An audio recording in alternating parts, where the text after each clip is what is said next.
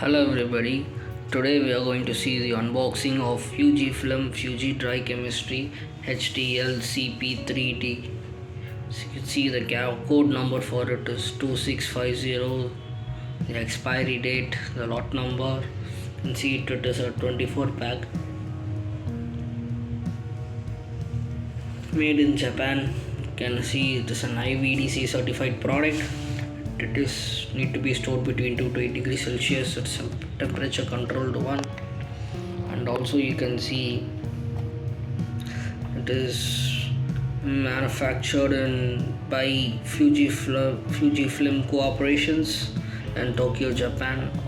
So this is the front and the side view of it. It's a very small box. So guys, to sum it up, this is the Fujifilm Fuji Dri-Chemistry HDL-C-P 3D.